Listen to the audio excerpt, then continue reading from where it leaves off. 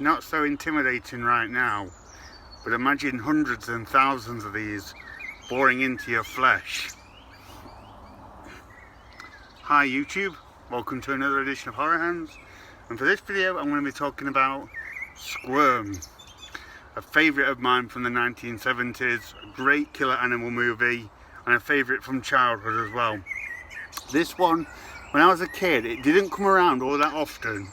I caught it a couple of times late at night on TV, so it was always kind of a real novelty when I got to see this one, and it's one that I always loved.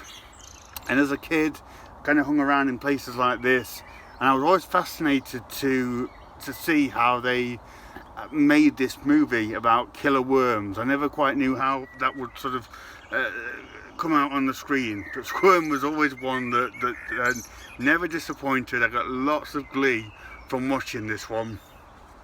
Simple story of this little town.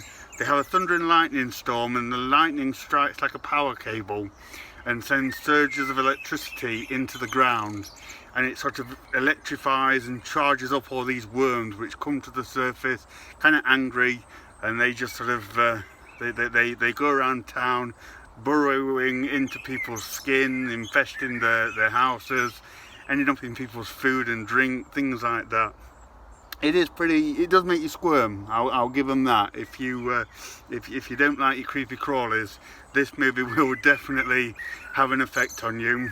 But in my opinion, this one, it's a really great and really fun example of that kind of little subgenre that came along in the 70s, where they kind of made any kind of little animal into a killer. And this one, like I say, one of my favourite examples of them doing that.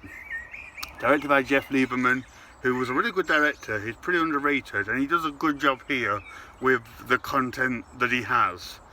It's you can never take it entirely seriously. I mean, it's about killer worms, but like I say, it does have some pretty skin crawling set pieces, and the scenes later on when we see people up to their waist and up to their chest in worms is pretty cool stuff. It also has some quite cool practical effects too. The Roger character in this, who the worms burrow into his face, and he spends half of the film running around as kind of like this almost like a zombified guy with giant worms hanging out his face. It's really cool. But yeah, this one is definitely a product of its time, very 1970s, very kind of exploitation feel to it, but one that I've always really enjoyed. This one, like I say, it was a special one from my childhood because it just didn't come around all that often at all, so I'd always get very excited when Squirm was on. And now obviously it's on DVD and Blu-ray, but not one that I feel gets all that much coverage. And as I say, if you're a fan of these movies, if you're a fan of 70s exploitation, this one to me is an absolute must, and one that I've always had a lot of fun with.